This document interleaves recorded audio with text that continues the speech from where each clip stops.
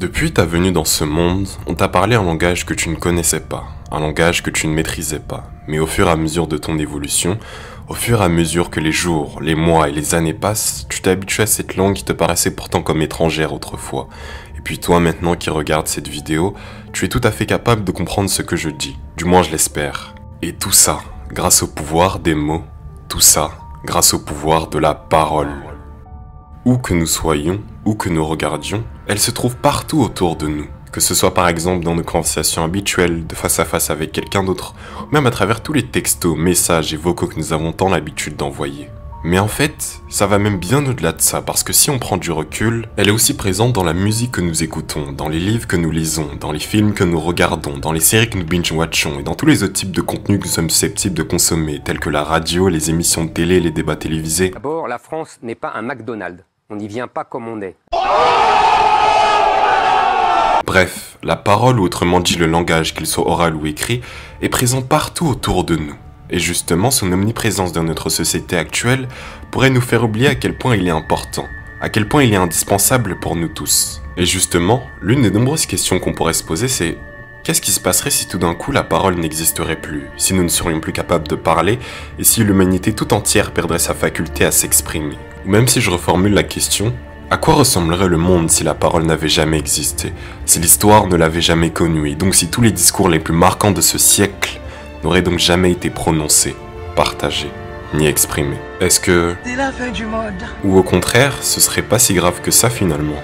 Eh bien ça tombe bien, parce que c'est justement la question à laquelle nous allons essayer de répondre dans cette vidéo. Moi je pense que la question elle est vite répondue.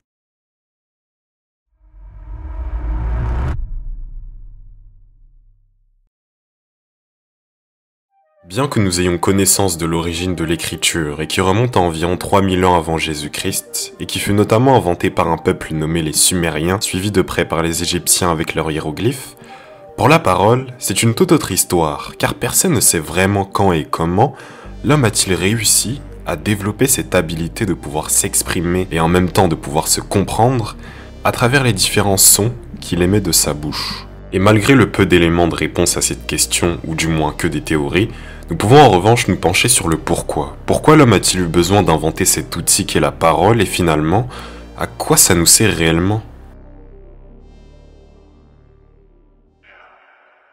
Dans un livre intitulé A Theory of Human Motivation, un psychologue américain du nom d'Abraham Maslow a regroupé et hiérarchisé tous les besoins fondamentaux qui sommeillent en chacun d'entre nous et qui motivent chacune de nos actions.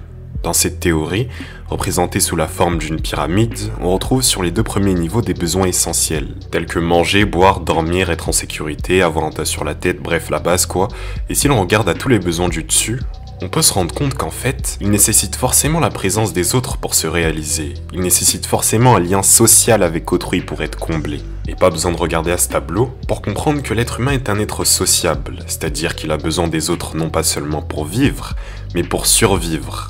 Et c'est justement l'un des principaux rôles du langage articulé, car c'est par lui que nous passons pour pouvoir sociabiliser, pour pouvoir nous relier les uns aux autres, et donc créer des liens entre nous, des affinités. Et dans un monde où nous serions coupés de notre moyen principal de communication, en fait, ça serait vraiment très difficile de pouvoir nouer des relations avec les autres. Car quand on y pense, chacune de nos relations, chacune de nos interactions avec les autres, sont créées à partir d'un échange de mots, à partir d'une discussion qui commence toujours par un « Bonjour, hein? On n'est pas des chiens ?» et qui se termine par un « Au revoir ». Et d'ailleurs, on peut très bien s'apercevoir de ce besoin si inhérent à notre espèce de maintenir un lien social avec autrui à travers la plupart de nos technologies actuelles. Car si on y prête vraiment attention, elles sont conçues dans cet objectif même de pouvoir communiquer malgré la distance, de pouvoir repousser les limites de notre voix afin qu'elles puissent atteindre des oreilles qu'elles n'auraient peut-être jamais pu atteindre auparavant.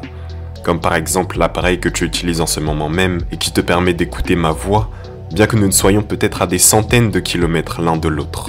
Qu'on le veuille ou non, ce lien social que nous maintenons en grande partie au travers des mots est l'un de nos besoins les plus essentiels à notre survie. Et quand on va plus loin dans cette réflexion, on peut se rendre compte qu'en fait, c'est ce sur quoi tout le fonctionnement même de notre civilisation actuelle repose.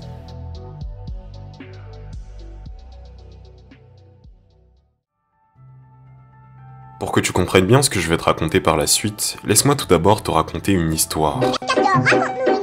Un mythe très connu dont tu as sûrement déjà entendu parler, et qui divise toujours aujourd'hui bon nombre d'historiens, d'archéologues et de linguistes voulant en percer le mystère. Et cette légende, ce mythe dont je parle n'est tout autre que la tour de Babel. La tour de Babel, c'est une histoire que l'on retrouve dans la Bible, plus précisément dans le chapitre de la Genèse de l'Ancien Testament, dans la première partie du chapitre 11. Et dans ce court récit, on y évoque une époque où tous les hommes ne parleraient qu'une seule langue, une langue que l'on nommerait la langue originelle ou langue dite adamique. Adamique, parce que ce serait la première langue avec laquelle Dieu aurait communiqué avec Adam, qui fut le premier homme sur terre selon les récits bibliques. Et donc à cette époque, tous les hommes étaient capables de se comprendre mutuellement par une seule et même langue. Toute la terre avait une seule langue et les mêmes mots. Et un jour, un groupe d'hommes s'est mis en tête de construire une tour qui n'a jamais été faite, qui n'a jamais été construite auparavant. En clair, ils ont comme objectif de construire une tour si haute qu'elle pourrait, selon eux, atteindre les cieux, le paradis et donc Dieu lui-même. Alors les hommes se mirent à exécution de leur plan, et cette tour prenait de la hauteur à une vitesse fulgurante. Mais Dieu, voyant l'orgueil de l'homme qui pense pouvoir l'égaler, décida de faire quelque chose qui va tout basculer. Le lendemain d'une journée de travail bien chargée, les hommes sortirent de leur sommeil tranquillement et s'apprêtaient à se rediriger vers la tour pour en continuer sa construction. Mais lorsqu'ils firent de nouveau sur place, ils se rendirent compte qu'ils ne pouvaient plus communiquer entre eux, qu'ils ne pouvaient plus se comprendre. L'un parlait une langue et l'autre en parlait une autre. L'un s'adressait à l'autre et l'autre lui répondit dans une langue totalement incompréhensible à ses oreilles, dans une langue qu'il ne pouvait pas comprendre. En fait, selon la légende, leur langage venait d'être confondu par Dieu. Les voici qui forment un seul peuple et ont tous une même langue. Et voilà ce qu'ils ont entrepris.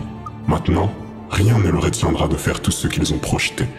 Allons, descendons et labrouillons leur langage afin qu'ils ne se comprennent plus mutuellement. Et après cette confusion des langues, les hommes n'étaient donc plus en mesure d'en continuer la construction, faute de compréhension. Ils sont donc partis, laissant donc la tour inachevée, et se sont dispersés à travers le globe en plusieurs peuples parlant le même langage. Et toujours d'après ce mythe, c'est donc de là que proviendrait la diversité des langues que nous connaissons actuellement, avec environ plus de 7000 langues parlées à travers le monde, et encore, ceci n'est qu'une simple estimation.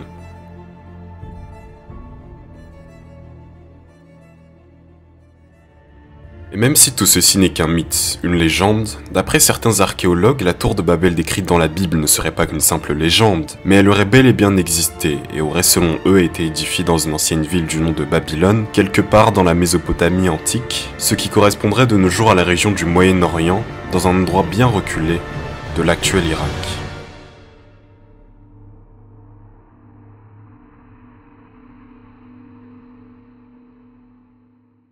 Si tu observes attentivement la société dans laquelle on vit, mais pas seulement la nôtre, toutes les sociétés qui ont été créées par des hommes, qu'elles soient modernes ou non, qu'est-ce qui fait en sorte qu'elles puissent toujours fonctionner aujourd'hui? Quelle est la fondation, la base même de toute société humaine, de tout groupe de personnes vivant ensemble? La communication.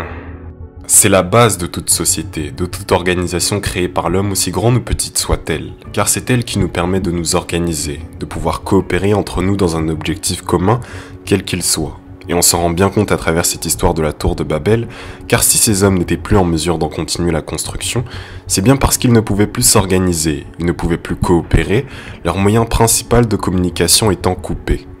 Que ce soit à travers le son d'une voix ou l'image d'un texte, la parole nous unit. Elle nous rassemble, et c'est sur ce rassemblement organisé de plusieurs personnes que notre société tout entière a été bâtie, et qu'elle peut toujours fonctionner aujourd'hui, et sans qui, le monde tel que nous le connaissons actuellement n'aurait peut-être jamais existé.